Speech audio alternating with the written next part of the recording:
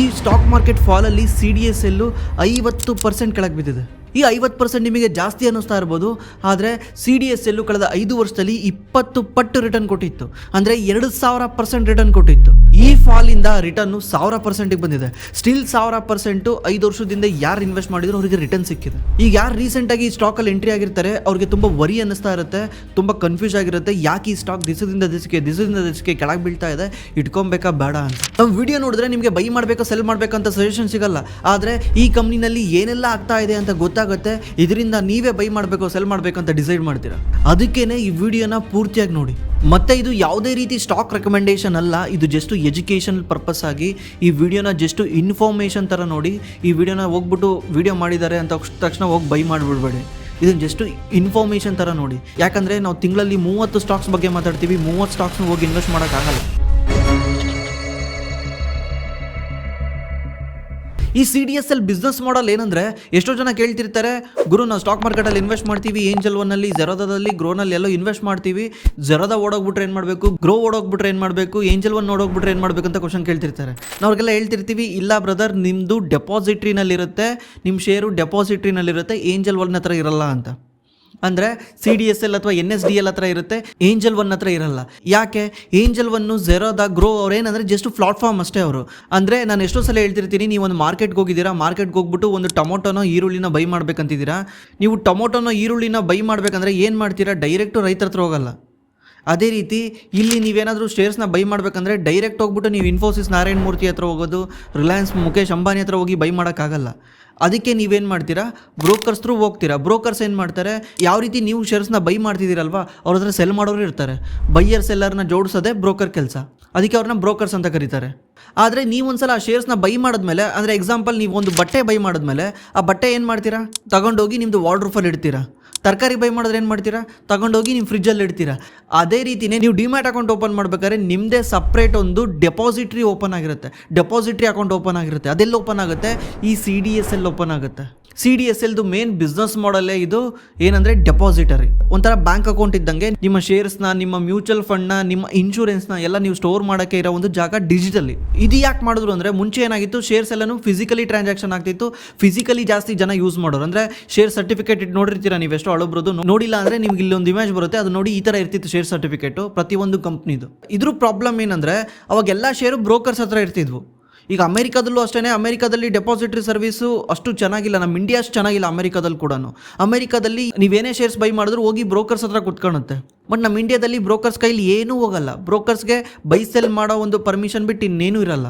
ಇದೆಲ್ಲ ಆಗಿದ್ದು ಯಾವಾಗ ಅಂದರೆ 1996ರಲ್ಲಿ ಫಸ್ಟು ನಮ್ಮ ಇಂಡಿಯಾದಲ್ಲಿ ಡೆಪಾಸಿಟ್ರಿನ ಸ್ಟಾರ್ಟ್ ಮಾಡಬೇಕು ಅಂತ ಸೆಬಿ ನಿರ್ಧಾರ ಮಾಡುತ್ತೆ. ಫಸ್ಟ್ ಏನು ಮಾಡ್ತಾರೆ, NSDLಗೆ ಲೈಸೆನ್ಸ್ ಕೊಡ್ತಾರೆ, NSDL ಸ್ಟಾರ್ಟ್ ಮಾಡಿ ಅಂತ. ಅವಾಗ ಆಲ್ರೆಡಿ ಎಷ್ಟು ಸಾವಿರ ಗಟ್ಟಲೆ, ನೀವು ನೋಡಿರ್ಬೋದು, ಗೋಲ್ಡನ್ ಗಟ್ಟಲೆ ಶೇರ್ ಸರ್ಟಿಫಿಕೇಟ್ ಇರ್ತವೆ. ನೀವೇ ಯೋಚನೆ ಮಾಡಿ, ಸುಮ್ಮನೆ ಯೋಚನೆ ಮಾಡಿ, ಒಂದೊಂದು ಕಂಪ್ನಿ ಹತ್ರ ಕೋಟಿ ಗಟ್ಟಲೆ ಶೇರ್ಸ್ ಇದ್ದಾವೆ ಅಂದರೆ ಆ ಶೇರ್ನೆಲ್ಲ ಇಟ್ಕೊಬೇಕಂದ್ರೆ ಹೆಂಗೆ ಇಟ್ಕೊಳಕ್ಕಾಗುತ್ತೆ? ಗೋಲ್ಡನ್ ಗಟ್ಟಲೆನೇ ಇಟ್ಕೊಬೇಕಾಗುತ್ತೆ. ಇದನ್ನೆಲ್ಲನೂ ಒಂದೇ ಸಲ ಡಿಮೆಟೀರಿಯಲೈಸ್ ಮಾಡಬೇಕಂದ್ರೆ ತಲೆ ಕೆಟ್ಟೋಗ್ಬಿಡುತ್ತೆ. ಡಿಮೆಟೀರಿಯಲೈಸ್ ಅಂದರೆ ಡಿಜಿಟಲ್ ಮಾಡಬೇಕಂದ್ರೆ. ಡಿಜಿಟಲ್ ಮಾಡಲಿಲ್ಲದ್ರ ಪ್ರಾಬ್ಲಮ್ ಏನು? ಫಸ್ಟ್ ಆಫ್ ಆಲ್ ಶೇರ್ಸ್ ಕಳೆದೋಗ್ತವೆ, ಕಳೆದೋರೆ ಸಿಗಲ್ಲ, ಮತ್ತು ಡೂಪ್ಲಿಕೇಟ್ ಜಾಸ್ತಿ ಆಗ್ತವೆ.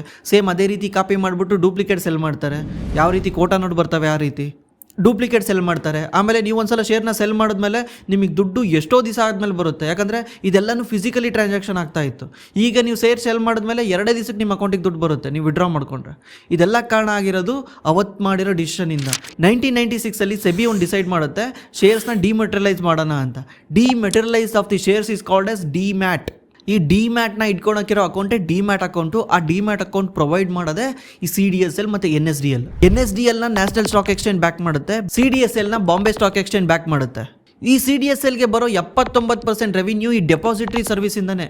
ಡೆಪಾಸಿಟ್ರಿ ಅಂದರೆ ಅವಾಗ ಇಷ್ಟೋ ತನಕ ಏನು ಹೇಳಿದ್ನಲ್ವ, ಅದರಿಂದನೇ. ಅದರಲ್ಲಿ ಏನೇನು ಬರುತ್ತೆ? ಡಿಮೆಟೀರಿಯಲೈಸ್ ಬರುತ್ತೆ, ಮತ್ತು ರೀಮೆಟೀರಿಯಲೈಸ್ ಅಂತ ಬರುತ್ತೆ. ರೀಮೆಟೀರಿಯಲೈಸ್ ಅಂದರೆ ನೀವು ಡಿಮ್ಯಾಟಿಂದ ವಾಪಸ್ ಫಿಸಿಕಲ್ ಶೇರ್ಸ್ಗೂ ಕನ್ವರ್ಟ್ ಮಾಡ್ಕೊಬೋದು ನಿಮ್ಮ ಶೇರ್ಸ್ನ. ಈಗ ಎಷ್ಟೋ ಜನಕ್ಕೆ ಭಯ ಇರುತ್ತಲ್ಲ, ಇವ್ರು ನೀವೆಲ್ಲ LIC ಸರ್ಟಿಫಿಕೇಟ್ ನೋಡಿ ಬರೀ ಅದನ್ನೇ ಕೇಳೋದು, LIC ಬಾಂಡ್ ಕೊಡ್ತಾನ, ಆ ಥರ ಏನಾದರೂ ಶೇರ್ಸ್ ಬಾಂಡ್ ಕೊಡ್ತಾರಾ, ಈ ಥರ ಏನಾದರೂ ಶೇರ್ಸ್ ಬಾಂಡ್ ಕೊಡ್ತಾರಾ ಅಂತ ತುಂಬ ಜನ ಕೇಳ್ತಾರೆ.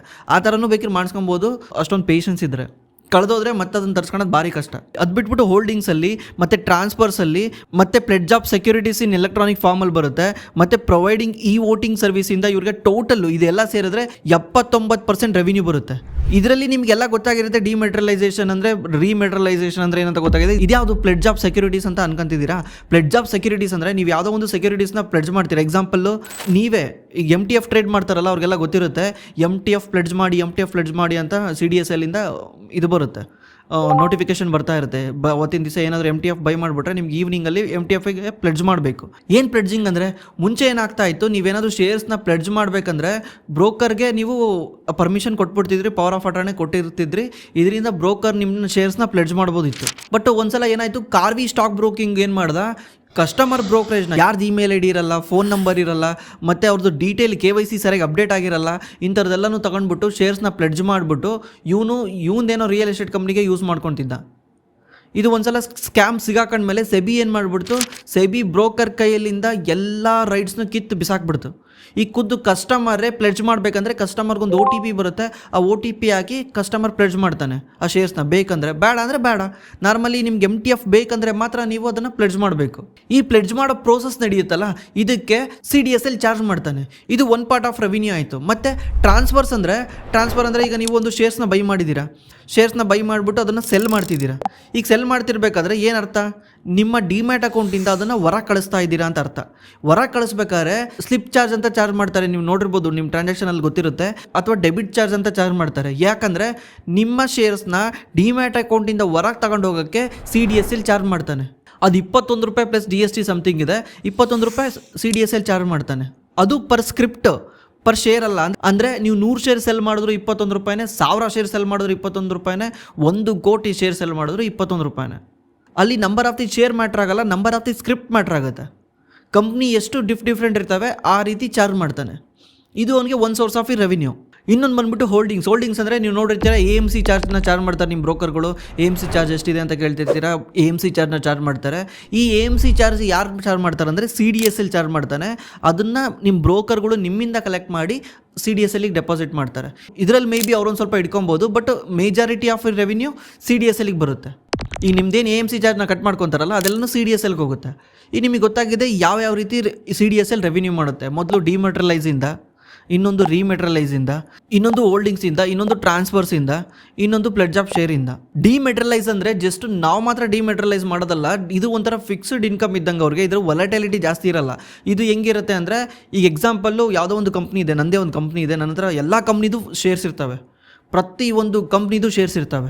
ಆ ಕಂಪ್ನಿ ಪ್ರೈವೇಟ್ ಲಿಮಿಟೆಡ್ ಆಗಿದ್ರೆ ಆ ಕಂಪ್ನಿ ಏನು ಮಾಡುತ್ತೆ, ಆ ಶೇರ್ಸ್ನ ಡಿಮೆಟ್ರಲೈಸ್ ಮಾಡೋಕ್ಕೆ ಟ್ರೈ ಮಾಡುತ್ತೆ. ಯಾಕಂದರೆ ಎಂಪ್ಲಾಯ್ಗಳಿಗೆ ESOP ಕೊಡ್ತಿರ್ತಾರೆ, ಅದೆಲ್ಲನೂ ಟ್ರ್ಯಾಕ್ ಮಾಡೋಕ್ಕೆ ಅವ್ರು ಏನು ಮಾಡ್ತಾರೆ, ಡಿಮೆಟ್ರಲೈಸ್ ಮಾಡೋಕ್ಕೆ ಟ್ರೈ ಮಾಡ್ತಾರೆ. ಅವಾಗ ಅವರು CDSLದು ಹೆಲ್ಪ್ ಅಂತಾರೆ. CDSL ಏನು ಮಾಡ್ತಾನೆ, ಅವ್ರು ಪರ್ಟಿಕ್ಯುಲರ್ ಒಂದು ಅಮೌಂಟ್ನ ಚಾರ್ಜ್ ಮಾಡ್ತಾನೆ, ಮತ್ತು ಆ ಶೇರ್ಸ್ನ ಎವ್ರಿ ಇಯರ್ಗೆ ಅವ್ರಿಗೆ ಆ್ಯನ್ಯುವಲ್ ಮೇಂಟೆನೆನ್ಸ್ ಚಾರ್ಜ್ ಮಾಡ್ತಾನೆ.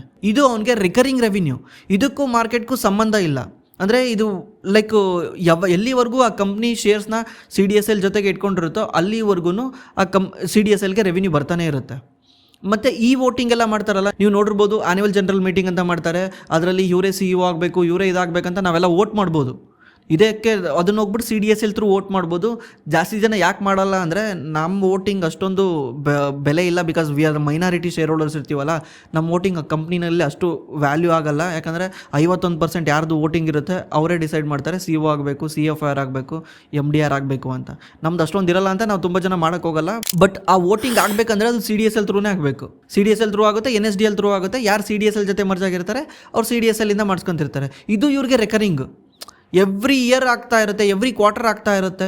ಇದು ಇವ್ರಿಗೆ ಬರ್ತಾನೆ ಇರುತ್ತೆ ರೆವಿನ್ಯೂ. ಮತ್ತೆ ಕಾರ್ಪೊರೇಟ್ ಆಕ್ಷನ್ಸ್ ಆಗ್ತಾವಲ್ಲ, ಅಂದರೆ ಮತ್ತೆ ಡಿವಿಡೆಂಟ್ ಇರ್ಬೋದು, ಶೇರ್ ಸ್ಪ್ಲಿಟ್ ಇರ್ಬೋದು, ಶೇರ್ ಬೋನಸ್ ಇರ್ಬೋದು, ಇದೆಲ್ಲನೂ ಚೇಂಜ್ ಆಗಬೇಕಂದ್ರೆ CDSL ಚೇಂಜ್ ಆಗಬೇಕು. Number of the shares increase ಆಗಬೇಕಂದ್ರೆ CDSL ಚೇಂಜ್ ಆಗಬೇಕು. ಅದರಲ್ಲಿ ಕೂಡ CDSL ರೆವಿನ್ಯೂ ಮಾಡುತ್ತೆ. ಟೋಟಲ್ಲು 79% ಆಫ್ ದಿ ರೆವಿನ್ಯೂ CDSLಗೆ ಇದರಿಂದನೇ ಬರುತ್ತೆ. ಇದರಲ್ಲಿ ಒಂದು 35% ಆಫ್ ದಿ ರೆವಿನ್ಯೂ ರಿಕರಿಂಗ್ ಇರುತ್ತೆ, ಸ್ಟೇಬಲ್ ಇರುತ್ತೆ, ಅದು ವೊಲಟೈಲಿಟಿ ಇರಲ್ಲ. ಇನ್ನು 35 to 40% of the revenue volatility ಇರುತ್ತೆ, ಯಾಕಂದರೆ ಇದು ಮಾರ್ಕೆಟ್ ಲಿಂಕ್ಡ್ ಇರುತ್ತೆ. ನಾನು ಅವಾಗಲೇ ಹೇಳಿದೆ, ನೀವು ಶೇರ್ನ ಸೆಲ್ ಮಾಡಿದ್ರೆ CDSL ಚಾರ್ಜ್ ಮಾಡ್ತಾನೆ ಅಂತ. ಈಗ ಮಾರ್ಕೆಟಲ್ಲಿ ಜಾಸ್ತಿ ಜನ ಬೈ ಸೆಲ್ ಮಾಡ್ತಾ ಇದ್ರೆ ತಾನೇ ಅವ್ರಿಗೆ ಜಾಸ್ತಿ ರೆವಿನ್ಯೂ ಬರುತ್ತೆ. ಮಾರ್ಕೆಟ್ ಬಿದ್ದಿದೆ, ಎಷ್ಟೋ ಜನಕ್ಕೆ ಇನ್ವೆಸ್ಟ್ ಮಾಡೋಕ್ಕೆ ಇಂಟ್ರೆಸ್ಟ್ ಇಲ್ಲ, ಇವಾಗ ಅವ್ರಿಗೆ ಏನಾಗುತ್ತೆ, ರೆವಿನ್ಯೂ ಆಟೋಮೆಟಿಕ್ಲಿ ಡೌನ್ ಆಗುತ್ತೆ. ಈ ರೆವಿನ್ಯೂ ಇದೆಯಲ್ಲ, ಇನ್ನು 35 to 40% ರೆವಿನ್ಯೂ ಇದು ಮಾರ್ಕೆಟ್ ಮೇಲೆ ನಿಂತಿರುತ್ತೆ. ಮಾರ್ಕೆಟ್ ಯಾವ ಥರ ವೊಲಟೈಲಿಟಿ ಇರುತ್ತೋ ಅದೇ ರೀತಿ ಇರುತ್ತೆ. ಆ ಆಮೇಲೆ ಇವ್ರಿಗೆ ಸಮ್ IPOs ಇಂದನೂ ರೆವಿನ್ಯೂ ಬರುತ್ತೆ. IPO ಏನಾದರೂ ಹೊಸದಾಗಿ ಮಾರ್ಕೆಟಿಗೆ ತರಬೇಕಂದ್ರೆ IPOನ ಪ್ರೋಸೆಸ್ ಇದೇ ರೀತಿ ನಡೆಯೋದಲ್ವಾ, IPO ಪ್ರೋಸೆಸ್ ಇಂದನೂ ಇವ್ರಿಗೆ ಸ್ವಲ್ಪ ರೆವಿನ್ಯೂ ಬರುತ್ತೆ. ಅದು ಅಷ್ಟೇ ಮಾರ್ಕೆಟ್ ಚೆನ್ನಾಗಿದ್ರೆ ಮಾತ್ರ ಹೊಸ IPO ಬರ್ತಿರ್ತವೆ. ನೀವು ನೋಡಿರ್ಬೋದು ಲಾಸ್ಟ್ 2-3 ಮಂತ್ಸ್ ಇಂದ ಯಾವ IPOನೂ ಬಂದಿಲ್ಲ, ಯಾಕಂದ್ರೆ ಮಾರ್ಕೆಟ್ ಸೆಂಟಿಮೆಂಟ್ ಸರಿ ಇಲ್ಲ. ಇವಾಗ ನಾವು IPO ತಂದರೆ ಯಾರು ನಮ್ಮ IPOನ ಬೈ ಮಾಡಲ್ಲ ಅಂತ ಯಾವನು ತರಲ್ಲ. ಮಾರ್ಕೆಟ್ ಯಾವಾಗ ಚೆನ್ನಾಗಿರುತ್ತೆ ಅವಾಗೆಲ್ಲ IPO ಬರ್ತಿರ್ತವೆ. ಈ ರೆವಿನ್ಯೂ ಕೂಡ ಮಾರ್ಕೆಟ್ ಮೇಲೆ ಡಿಪೆಂಡ್ ಆಗಿದೆ. ಇನ್ನು 79% ರೆವಿನ್ಯೂ ಇದರಿಂದ ಬಂತು. ಇನ್ನು 20% ರೆವಿನ್ಯೂ ಎಲ್ಲಿಂದ ಬರುತ್ತೆ ಅಂದರೆ ಡೇಟಾ ಸ್ಟೋರೇಜಿಂದ. ಡೇಟಾ ನೀವು KYCನ ಮಾಡ್ತೀರಾ, KYC ಮಾಡಿಬಿಟ್ಟು ನಿಮ್ಮದು ವೀಡಿಯೋ ಸೆಲ್ಫಿ ಎಲ್ಲ ಅಪ್ಲೋಡ್ ಮಾಡ್ತೀರಲ್ವಾ, ಎಲ್ಲ ಅಪ್ಲೋಡ್ ಮಾಡ್ತೀರಾ, ನಿಮ್ಮದು ಪೂರ್ತಿ ಆಧಾರು ಪ್ಯಾನ್ ಎಲ್ಲ ಡೀಟೇಲ್ ಇರುತ್ತೆ, ನಿಮ್ಮ KYC ಫುಲ್ ಡೀಟೇಲ್ ಇರುತ್ತೆ. ಆ ಡೀಟೇಲ್ ಎಲ್ಲನೂ CDSL ಸ್ಟೋರ್ ಮಾಡುತ್ತೆ. CDSL ಸ್ಟೋರ್ ಮಾಡಿ ಇಟ್ಕೊಳುತ್ತೆ. ಪ್ರತಿಯೊಬ್ಬರು ಕ್ಲೈಂಟ್ದು CDSL ಸ್ಟೋರ್ ಮಾಡಿ ಇಟ್ಕೊಳುತ್ತೆ. ಟೋಟಲ್ ನಮ್ಮ ಇಂಡಿಯಾದಲ್ಲಿ 18 ಕೋಟಿ ಡಿಮ್ಯಾಟ್ ಅಕೌಂಟ್ ಇದ್ದಾವೆ. ಈ 18 ಕೋಟಿ ಜನ ಅಂತಲ್ಲ, ಇಂಡಿವಿಜುವಲ್ ಅಂತಲ್ಲ, ಅವ್ರವ್ರ ಹತ್ರ 2 ಇರ್ಬೋದು 3 ಇರ್ಬೋದು, ಬಟ್ ಅವ್ರದ್ದೆಲ್ಲರದ್ದು ಡೇಟಾ CDSL ಸ್ಟೋರ್ ಆಗಿರುತ್ತೆ. ಇದಕ್ಕೂ ಕೂಡ CDSL ಬ್ರೋಕರಿಗೆ ಚಾರ್ಜ್ ಮಾಡ್ತಾರೆ. ಬ್ರೋಕರ್ ಇರ್ಬೋದು, ಆ ಕಂಪ್ನಿಗಳು ಇರ್ಬೋದು, ಅವ್ರಿಗೆ ಚಾರ್ಜ್ ಮಾಡ್ತಾರೆ. ಡೈರೆಕ್ಟ್ ಕಸ್ಟಮರಿಗೆ ಚಾರ್ಜ್ ಮಾಡಲ್ಲ, ಇದು ಬ್ರೋಕರ್ಗಳಿಗೆ ಚಾರ್ಜ್ ಮಾಡ್ತಾರೆ. ಇದರಿಂದ CDSLಗೆ 20% ರೆವಿನ್ಯೂ ಬರುತ್ತೆ. ಇದು ಕೂಡ ರಿಕರಿಂಗು. ಈ ರೆವಿನ್ಯೂ ಮಾರ್ಕೆಟ್ ಲಿಂಕ್ಡ್ ಇಲ್ಲ. ಇನ್ನೊಂದು ಲಾಸ್ಟ್ ಬಂದು ರೆಪಾಸಿಟ್ರಿ ಅಂತ. ರೆಪಾಸಿಟ್ರಿ ರೆವಿನ್ಯೂ ಬಂದ್ಬಿಟ್ಟು 1% ಮಾತ್ರ ಇದೆ. ರೆಪಾಸಿಟ್ರಿ ಅಂದರೆ ಇನ್ಶೂರೆನ್ಸ್. ನೀವೇನು ಇನ್ಶೂರೆನ್ಸ್ನ ಬೈ ಮಾಡ್ತೀರಲ್ವ, ಇನ್ಶೂರೆನ್ಸ್ ಬೈ ಮಾಡೋದು ಡೈರೆಕ್ಟು ಅದಕ್ಕೂ ಡೆಪಾಸಿಟ್ರಿ ಥರ ರೆಪಾಸಿಟ್ರಿ ಅಂತ ಮಾಡಿದ್ದಾರೆ. ಅದರಿಂದ ಜಸ್ಟ್ 1% ಅಷ್ಟೇ CDSLಗೆ ರೆವಿನ್ಯೂ ಬರುತ್ತೆ. ಇದರಲ್ಲಿ CDSLಗೆ ಕಾಂಪಿಟೇಟರ್ ಇದ್ದಾರೆ, ಕ್ಯಾಮ್ಸ್ ಇದ್ದಾನೆ, ಬೇರೆ ಬೇರೆಯವರು ಕೂಡ ರೆಪಾಸಿಟ್ರಿ ಸರ್ವಿಸ್ ಕೊಡ್ತಾರೆ. ಬಟ್ CDSL ಇದರಲ್ಲಿ ಅಷ್ಟೊಂದು ರೆವಿನ್ಯೂ ಬರಲ್ಲ, ಕೇವಲ 1% ಮಾತ್ರ ಬರುತ್ತೆ. ಫಸ್ಟ್ ಆಫ್ ಆಲ್ ಈ CDSL ಶೇರ್ ಪ್ರೈಸು ಯಾಕೆ ಮೇಲೋಯ್ತು, ಈಗ ಯಾಕೆ ಕೆಳಗೆ ಬಂದಿದೆ? ಫಸ್ಟು ಯಾಕೆ ಮೇಲೋಯ್ತು ಅಂತ ತಿಳ್ಕೊಂಡ್ರೆ ಯಾಕೆ ಕೆಳಗೆ ಬಂದಿದೆ ಅಂತ ಆಟೋಮೆಟಿಕ್ಲಿ ಗೊತ್ತಾಗುತ್ತೆ. ಯಾಕೆ ಮೇಲೋಗಿತ್ತು, ರೀಸೆಂಟ್ಲಿ ಭಾಳ ತುಂಬ ಮೇಲೋಗಿತ್ತು. ಯಾಕಂದರೆ ಸೆಬಿ ಏನು ಮಾಡ್ತು, F&Oನ ಕ್ರ್ಯಾಕ್ ಡೌನ್ ಮಾಡ್ತು. ಕ್ರ್ಯಾಕ್ ಡೌನ್ ಅಂದರೆ F&Oಗೆ ತುಂಬ ರಿಸ್ಟ್ರಿಕ್ಷನ್ ಆಗಿಬಿಟ್ಟು ಜನಗಳು F&O ಮಾಡೋದನ್ನು ತಪ್ಸೋಕ್ಕೋಸ್ಕರ ಸೆಬಿ ತುಂಬ ಟ್ರೈ ಮಾಡ್ತಾ ಇತ್ತು. ಯಾಕಂದರೆ ಸೆಬಿ ಹೇಳೋ ಪ್ರಕಾರನೇ F&Oದಲ್ಲಿ 100ಕ್ಕೆ 90 ಜನ ದುಡ್ಡು ಲಾಸ್ ಮಾಡ್ಕೊತಾರೆ. ಅದರಲ್ಲೂ 10 ಜನ ಏನು ಅರ್ನ್ ಮಾಡ್ತಾರಲ್ಲ ಅವ್ರು ಬ್ಯಾಂಕ್ FDನೂ ಬೀಟ್ ಮಾಡ್ತಾ ಇಲ್ಲ ಅಂತ. ಇದನ್ನು ತಪ್ಪಿಸ್ಬೇಕಂತಾನೆ ಸೆಬಿ F&O ಟ್ರೇಡಿಂಗ್ನ ಸ್ಟಾಪ್ ಮಾಡಿಸ್ತಾ ಬಂತು. ಲಾಟ್ ಸೈಜ್ ಎಲ್ಲ ಜಾಸ್ತಿ ಮಾಡ್ತು, ಎಕ್ಸ್ಪೈರೀಸ್ಗಳನ್ನೆಲ್ಲ ಕಮ್ಮಿ ಮಾಡ್ತು. ವಾರದಲ್ಲಿ 5 ದಿವಸ ಇದ್ರೆ 5 ದಿವಸನೇ ಎಕ್ಸ್ಪೈರೀಸ್ ಇದ್ವು. Bank Nifty expiries, Fin Nifty expiry, ಆ ನಿಫ್ಟಿ ಎಕ್ಸ್ಪೈರಿ ಅಂತ 5 ದಿವಸನೇ ಎಕ್ಸ್ಪೈರಿ ಇದ್ವು. ಈಗ ಸೆಬಿ ಏನು ಮಾಡ್ತು, ವಾರದಲ್ಲಿ 2 ದಿವಸ ಎಕ್ಸ್ಪೈರಿ ಇರಬೇಕು.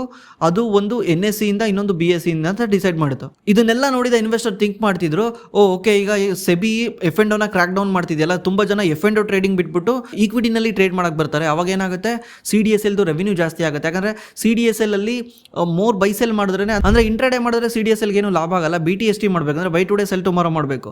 ಆವಾಗಲೇ CDSLಗೆ ರೆವಿನ್ಯೂ ಬರುತ್ತೆ. ಯಾಕಂದರೆ ನಾನು ಅವಾಗಲೇ ಹೇಳಿದೆ, ಒಂದ್ಸಲ ನೀವು ಶೇರ್ ಸೆಲ್ ಮಾಡಿದ್ರೆ ಇಷ್ಟು ಚಾರ್ಜ್ ಅಂತ ಚಾರ್ಜ್ ಮಾಡ್ತಾನೆ CDSL. ಅವಾಗ ಏನಾಗುತ್ತೆ, CDSLಗೆ ಮೋರ್ ರೆವಿನ್ಯೂ ಬರುತ್ತೆ ಅಂತ ಪ್ರಿಡಿಕ್ಟ್ ಮಾಡಿದರು. ಬಟ್ ಇದೇನಾಯಿತು ಅಂದರೆ ಆ ಥರ ಆಗಲಿಲ್ಲ. ಇವರು ಎಕ್ಸ್ಪೆಕ್ಟೇಷನ್ ಪ್ರಕಾರ ಆಗಲಿಲ್ಲ. ತುಂಬ ಜನ ಯಾರು ಸ್ಪೆಕ್ಯುಲೇಟಿವ್ ಮಾಡ್ತಿರಲ್ಲ ಸ್ಟಾಕ್ ಮಾರ್ಕೆಟಲ್ಲಿ, ಲೈಕ್ F&O ಇಂದ ಟ್ರೇಡ್ ಮಾಡ್ತಿದ್ರಲ್ಲ, ಅವ್ರು ಇನ್ನೊಂದು ಕಡೆ ಹೋದರು. ಲೈಕ್ ಇನ್ನೊಂದು ಕಡೆ MCX ಅಲ್ಲಿ ಹೋದರು, ಬೇರೆ ಬೇರೆ ಕಡೆ ಏನು ಆಪರ್ಚುನಿಟಿ ಸಿಗುತ್ತೆ ಅದ್ರ ಕಡೆ ಹೋದರು. ಯಾಕಂದರೆ ಸ್ಪೆಕ್ಯುಲೇಟಿವ್ ಮಾಡಬೇಕು ಅಂದರೆ ಬೇಗ ದುಡ್ಡು ಮಾಡಬೇಕು ಅಂತ ಮೈಂಡ್ ಸೆಟ್ ಇರೋರನ್ನ ಯಾವುದೇ ಕಾರಣಕ್ಕೂ ಚೇಂಜ್ ಮಾಡೋಕ್ಕಾಗಲ್ಲ. ಖುದ್ದು ಸೆಬಿ ಬಂದು ಸ್ಟಾಪ್ ಮಾಡಿದ್ರೆ ಅವ್ರು Dream 11 ಆಡೋಕೆ ಹೋಗ್ತಾರೆ. Dream 11 ಬೇಡ ಅಂದರ್ ಬರೋಕೆ ಹೋಗ್ತಾರೆ. ಅವ್ರ ಮೈಂಡ್ ಸೆಟ್ಟೇ ಹಂಗಿದೆ, ನಾಳೆನೇ ದುಡ್ಡು ಮಾಡ್ಬೇಕನ್ನಂಗಿದೆ. ಅವ್ರನ್ನ ಯಾವತ್ತೂ ಚೇಂಜ್ ಮಾಡೋಕ್ಕಾಗಲ್ಲ. ಇದ್ರ ಜೊತೆಗೆ ಮಾರ್ಕೆಟ್ ಕೂಡ ಫಾಲ್ ಆಗ್ತಾ ಬಂತು. ಮಾರ್ಕೆಟ್ ಫಾಲ್ ಆಗೋದ್ರಿಂದ ಏನಾಯಿತು, ತುಂಬ ಜನ ಇನ್ವೆಸ್ಟರು ಟ್ರಾನ್ಸಾಕ್ಷನ್ ಮಾಡೋದು ಕಮ್ಮಿ ಮಾಡಿದ್ರು. ಇದರಿಂದ ಫ್ಯೂಚರಲ್ಲಿ CDSLಗೆ ರೆವಿನ್ಯೂ ಡೌನ್ ಆಗ್ಬೋದು ಅಂತ ಇನ್ವೆಸ್ಟರ್ ಇಮಿಡಿಯೇಟ್ಲಿ ಶೇರ್ನ ಸೆಲ್ ಮಾಡ್ತಾ ಬಂದರು. ಅದಲ್ಲದೆ ನೀವು ರೀಸೆಂಟ್ ಕ್ವಾರ್ಟರ್ ನೋಡಿರ್ಬೋದು, ಲಾಸ್ಟ್ ಕ್ವಾರ್ಟರ್ಗೆ ಕಂಪೇರ್ ಮಾಡಿದ್ರೆ ಪ್ರಾಫಿಟ್ ತುಂಬ ಕೆಳಗೆ ಬಂದಿತ್ತು, ಸುಮಾರು 10% ಕೆಳಗೆ ಬಂದಿತ್ತು. ಸೇಲ್ಸ್ ಕೂಡ ಕ್ವಾರ್ಟರ್ ಆನ್ ಕ್ವಾರ್ಟರ್ 20% ಕೆಳಗೆ ಬಂದಿತ್ತು. ಇದು ಯಾಕೆ ಅಂದರೆ ನಾನು ಅವಾಗಲೇ ಹೇಳಿದೆ, ಆ ರೀಸನಿಂದ. ಮತ್ತೆ CDSL ಖುದ್ದು ಬೇಕು ಅಂತಾನೆ ಅವ್ರ ರೆವಿನ್ಯೂನ ಡೌನ್ ಮಾಡ್ಕೊಂಡಿದೆ. ಯಾಕಂದ್ರೆ ಅವ್ರು ಏನು ಟ್ರಾನ್ಸಾಕ್ಷನ್ ಚಾರ್ಜ್ ಮಾಡ್ತಿದ್ರಲ್ಲ, ಅದರಲ್ಲಿ 50 ಪೈಸೆನ ಕಮ್ಮಿ ಮಾಡಿದ್ದಾರೆ. ಮತ್ತೆ ಯಾರನ್ನ ಹೆಣ್ಮಕ್ಳು ಡಿಮ್ಯಾಟ್ ಅಕೌಂಟಿಂದ ಟ್ರೇಡ್ ಮಾಡಿದ್ರೆ ಅವರಿಗೆ 25 ಪೈಸೆ ಎಕ್ಸ್ಟ್ರಾ ಡಿಸ್ಕೌಂಟ್. ಅಂದರೆ ಅವ್ರಿಗೆ 75 ಪೈಸೆ ಡಿಸ್ಕೌಂಟು, ಗಂಡು ಮಕ್ಕಳು ಟ್ರೇಡ್ ಮಾಡಿದ್ರೆ 50 ಪೈಸೆ ಡಿಸ್ಕೌಂಟು. ಯಾಕೆ ಈ ಥರ ಮಾಡಿದ್ದೀರಾ ಅಂತ ಕಾಲ್ನಲ್ಲಿ ಕೇಳಿದರೆ ಅವ್ರು ಹೇಳ್ತಾರೆ, ಪ್ರೆಸೆಂಟ್ಲಿ ನಮಗೆ ಪೇನ್ ಇರುತ್ತೆ, over A period of time transaction charge ಕಮ್ಮಿ ಇರೋದ್ರಿಂದ ತುಂಬ ಜನ ಟ್ರೇಡ್ ಮಾಡ್ತಾರೆ, ತುಂಬ ಜನ ಮಾರ್ಕೆಟಲ್ಲಿ ಟ್ರೇಡ್ ಮಾಡೋದ್ರಿಂದ ನಮಗೆ ಜಾಸ್ತಿ ರೆವಿನ್ಯೂ ಬರುತ್ತೆ over A period of time ಅಂತ ಅವ್ರು ಕಾಲ್ನಲ್ಲಿ ಹೇಳ್ತಿದ್ದಾರೆ. ಇದು ಇನ್ವೆಸ್ಟರ್ಸ್ಗೆ ಇಷ್ಟ ಆಗಲ್ಲ. ಯಾಕಂದರೆ ಇನ್ವೆಸ್ಟರ್ಸ್ ಯಾವಾಗಲೂ ಶಾರ್ಟ್ ಟರ್ಮ್ ಪ್ರಾಫಿಟ್ ನೋಡ್ತಾರೆ.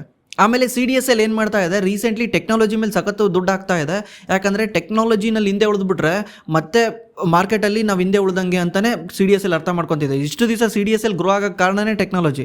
CDSLದು ಮಾರ್ಕೆಟ್ ಶೇರ್ ಬಂದ್ಬಿಟ್ಟು 70% ಇದೆ. ಅಂದರೆ ನಮ್ಮ ಇಂಡಿಯಾದಲ್ಲಿ ಏನಾದರೂ 1 ಕೋಟಿ ಜನಗಳದ್ದು ಡಿಮ್ಯಾಟ್ ಅಕೌಂಟ್ ಇದೆ ಅಂದರೆ 70 ಲಕ್ಷ ಡಿಮ್ಯಾಟ್ ಅಕೌಂಟು CDSL ಹತ್ರನೇ ಇದೆ. ಅದ್ರೇನರ್ಥ, ಮಾರ್ಕೆಟ್ ಶೇರ್ 70% CDSL ಹತ್ರನೇ ಇದೆ.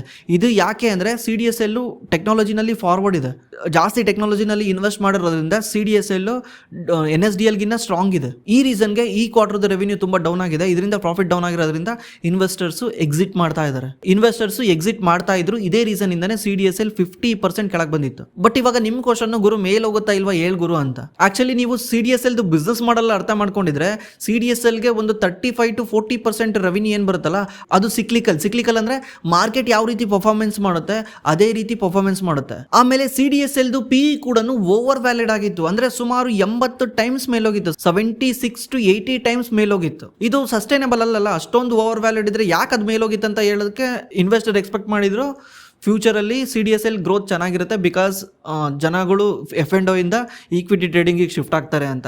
ಬಟ್ ಅದು ನಿಜ ಆಗಲಿಲ್ಲ ಕಾರಣ ಎಕ್ಸಿಟ್ ಮಾಡಿ ಕೆಳಗೆ ಬಂದಿದ್ದಾರೆ. ಈಗ 40 ಟೈಮ್ಸಲ್ಲಿ ಟ್ರೇಡ್ ಆಗ್ತಾ ಇದೆ, 41 PE ಇದೆ. ಬಟ್ ಅವ್ರದ್ದು ಆವರೇಜ್ PE ನೋಡಿದ್ರೆ, ಲೈಕ್ 5 ಇಯರ್ ಮೀಡಿಯನ್ PE ನೋಡಿದ್ರೆ ಅದು 40 ಇದೆ. ಈಗ 5 ಇಯರ್ ಮೀಡಿಯನ್ PE ನಲ್ಲೇ ಟ್ರೇಡ್ ಆಗ್ತಾ ಇದೆ. ಈಗ ವಾಪಸ್ಸು ಮೀಡಿಯನ್ PEಗೆ ಬಂದಿದೆ. ಈಗ ಏನಾದರೂ CDSL ಮೇಲ್ ಹೋಗ್ಬೇಕಂದ್ರೆ ಮಾರ್ಕೆಟ್ ಮೇಲ್ ಹೋಗ್ಬೇಕು, CDSL ಇನ್ನೂ ಕೆಳಗೆ ಬರುತ್ತೆ ಅಂದ್ರೆ ಮಾರ್ಕೆಟ್ ಇನ್ನೂ ಕೆಳಗೆ ಬಂದ್ರೆ CDSL ಕೆಳಗೆ ಬರುತ್ತೆ. ಯಾಕಂದ್ರೆ CDSL ಬಿಸ್ನೆಸ್ ಮಾಡಲ್ಲೇ ಮಾರ್ಕೆಟ್ ಜೊತೆ ಲಿಂಕ್ ಇದೆ. ಇದರಿಂದ CDSL ಯಾವಾಗ್ಲೂ ಮಾರ್ಕೆಟ್ ಯಾವ ರೀತಿ ಮೇಲೆ ಕೆಳಗೆ ಹೋಗುತ್ತೆ ಅದೇ ರೀತಿ ವಾಲಟಿಲಿಟಿ ಇರುತ್ತೆ. ಮಾರ್ಕೆಟ್ ರಿಕವರ್ ಆದ್ರೆ ಫಸ್ಟ್ ರಿಕವರ್ ಆಗೋದೇ CDSL, ಮಾರ್ಕೆಟ್ ರಿಕವರ್ ಆಗಲಿದ್ರೆ ಫಸ್ಟ್ ಕೆಳಗೆ ಬೀಳೋದೇ CDSL. ಯಾಕಂದ್ರೆ CDSL ಬಿಸ್ನೆಸ್ ಮಾಡಲ್ ಅಲ್ಲಿ 40% ರೆವಿನ್ಯೂ ಸಿಕ್ಲಿಕಲ್ ಇದೆ. ಸಿಕ್ಲಿಕಲ್ ಅಂದ್ರೆ ಏನರ್ಥ?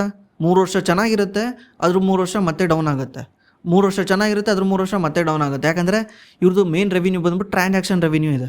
ಟ್ರಾನ್ಸಾಕ್ಷನ್ ರೆವಿನ್ಯೂ ಎಲ್ಲಿರುತ್ತೆ? ಮೋರ್ ಟ್ರಾನ್ಸಾಕ್ಷನ್ ಆದಷ್ಟು ಮೋರ್ ರೆವಿನ್ಯೂ ಬರುತ್ತೆ. ಜಸ್ಟ್ ಲೈಕ್ ಬ್ರೋಕರೇಜ್ ಇಂಡಸ್ಟ್ರಿ ಇದ್ದಂಗೆ, ಬ್ರೋಕಿಂಗ್ ಕಂಪ್ನಿಗಳಿದ್ದಂಗೆ. ಆಕ್ಚುಲಿ ನಾವು ಈ ವಿಡಿಯೋ ಶೂಟ್ ಮಾಡಿದ್ದು ಮಂಗಳವಾರದಿಂದನೂ CDSL ಡೈಲಿ 3-4% ಅಂತ ಮೇಲ್ ಹೋಗ್ತಾ ಇದೆ. ಅಪ್ಲೋಡ್ ಮಾಡೋ ಅಷ್ಟೊತ್ತಿಗೆ ಸುಮಾರು 12-13% ಮೇಲ್ ಹೋಗ್ಬಿಟ್ಟಿದೆ.